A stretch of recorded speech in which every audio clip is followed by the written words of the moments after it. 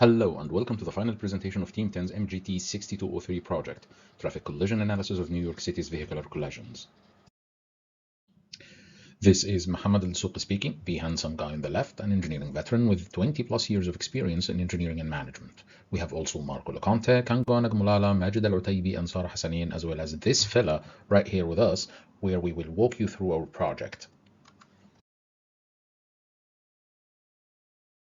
And now, onto the business problem. Axis Analytica, that's us, is a private consultant hired by MGTA, which is an insurance company. MGTA is looking for a way to better adjust insurance premiums for its branch operating in New York City. Lower insurance premiums will attract more customers. Less severe claims will allow MGTA to keep a larger share of the premium. In a nutshell, more customers plus fewer claims equals more profit.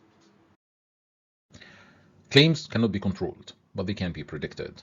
By charging customers premiums proportional to their claim risk, we give them incentive to either adjust the risk behavior, which works in our client's favor if premiums are priced correctly, or change insurance providers and come to our client, which works to everybody's benefit. The question is how to identify those high-risk customers, and in order to do so, what kind of data we must have to solve this problem. There are two sets or subsets of data that we need to investigate. We have driver-related collision data, which will be used to adjust premiums for those particular drivers to whom the factors apply, the high risk. Data related to factors outside driver's control. These data describe or explain the surrounding factors that surround every crash. These factors do generally affect all the crashes within a certain area, and they are not customer specific and will be used to adjust every policyholder's premium. We ended up using 6 datasets. The collisions dataset, which has information on crashes, crash time, crash date, latitude and longitude, zip code where the crash has occurred, vehicle ID, number 1, vehicle ID, number 2, etc. And now there is the vehicles involved in the above collisions. This dataset contains information about the vehicles, number of persons inside each vehicle, the model and make of the vehicle, etc., and the persons inside those vehicles or driving those vehicles that were involved in the above collisions. Weather conditions surrounding collisions above, because weather conditions is an important factor, or that's what we anticipate at this point. Geospatial location data for collision locations above, and the astronomical sunrise sunset data for New York City. We anticipated that the following factors could be connected to increased probability of injury or death in a collision. There are, as we mentioned earlier, there are driver-related factors and condition-related factors. Driver-related factors are mainly age and sex, license status, license location, the vehicle type and age, etc. Condition-related factors, weather, time of day, season, which is summer, fall, winter, spring, and the vehicle weight differential, which is the absolute difference in weight between colliding vehicles. All right, now we have our data and we have the questions we need to answer by using our data. So let's make sure our data can answer that question.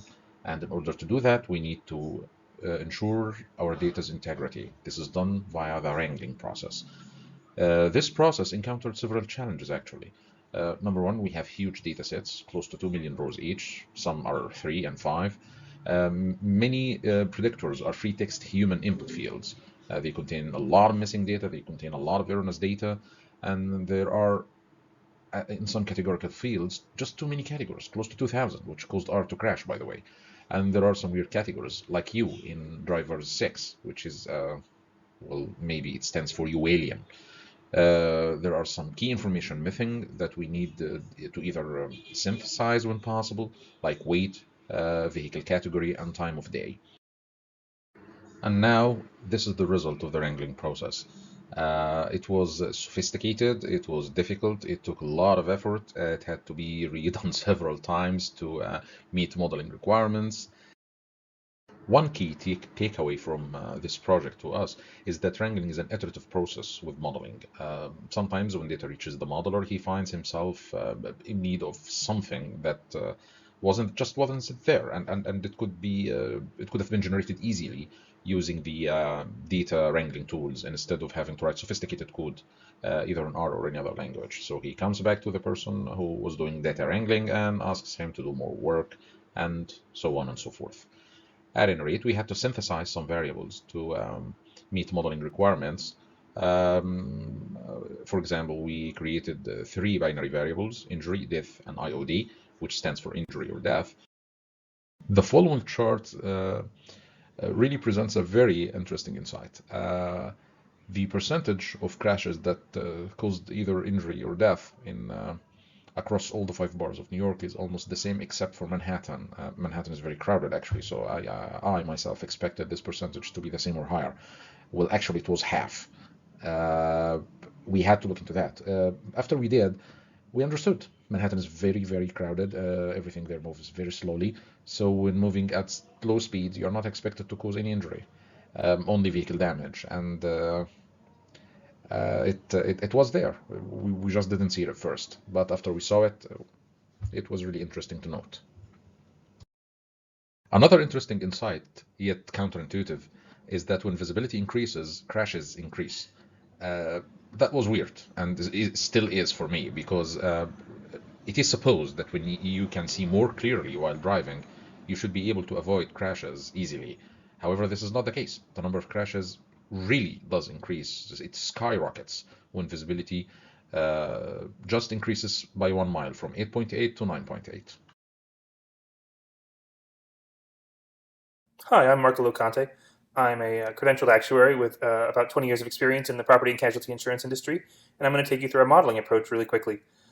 Given that the goal of our model was to calculate the probability of death or injury in a collision, logistic regression was the clear choice of model. Our approach to variable selection was to compile a preliminary list of potential predictor variables. Each predictor variable or set of predictor variables was run in its own logistic regression against the response variable and was evaluated for statistical significance. Any relationships that were not statistically significant or that did not lower the Aka-Ike information criterion were removed. In the case of any statistically significant relationship, we sought a causal link to explain the correlation between the predictor and the response variable. In this first example, we looked at the relationship between vehicle weight and injury propensity. What we found was that there was a stronger relationship between the natural log of vehicle weight and injury propensity. So in the final model, we transformed the vehicle weight variable before including it in the regression model. In this third example, we looked at the relationship between driver age and injury propensity. What we discovered is that age has a curvilinear relationship with injury propensity, where there are peaks both among very young drivers and very old drivers, which is reasonable to expect. Our approach was to include a second-order term in the logistic regression model to account for the curve in that relationship. When looking at vehicle safety by brand and make of a vehicle, we initially started with over 100 different categories of vehicle in the raw data set, which we cleaned into 21 categories in the clean data set. In the final model, we further condensed this variable into simply 2. We had a variable for a safe vehicle, which we categorized as 1, and a variable for a less safe vehicle, which we categorized as a 0. In building the final model, we aggregated each individual logistic model into one model with over 20 predictor variables. After combining the model, we removed any variables that were not statistically significant or that did not lower the Aka-Ike information criterion. After that, we tested to see that the Aka-Ike information criterion was still the highest of any individual model that we had tested. As a final step, we ran a variance inflation factor analysis on the final model to ensure that none of the variables included in the final model were duplicative or redundant. The result of the analysis indicated that no variable received a variance inflation factor score above 3, indicating that each variable that we'd add to the model added meaningful new information. Now it's time to see what came out of this work. In terms of vehicle safety, we encountered something that is a bit counterintuitive. Newer vehicles are supposed to be much safer because they contain technologies like ABS that protect drivers from crashes. So we expected that riding into a safer vehicle would contribute less to the probability of injury or death. Well, actually, this had no effect on the probability. We also discovered that one of the most important risk factors is traveling in an unprotected vehicle, such as motorcycle or bicycle. Bicyclists and motorcyclists have a risk of injury in a collision 3 to 5 times greater when compared to a car or an SUV. and the risk of death about 50 times greater per collision. Still with the results, well, weather effects turned out to be less powerful than expected, and actually one of them turned out to be counterintuitive, which we discussed earlier, visibility. Time of day, there is an increased probability of causing injury or death during a collision when driving at night. The crash hotspots. When we compiled crash data, yearly crash data for New York City, we discovered that there are certain specific locations that are always associated with crashes that have high probability of injury or death. These hotspots can be passed to the authorities by our client, and the city will know where to place ambulances to mitigate post-incident effects, or even better, to analyze these routes and see what can be done to prevent accidents. MGTA does not only insure its clients, it protects them from being harmed in the first place. All this was possible by access.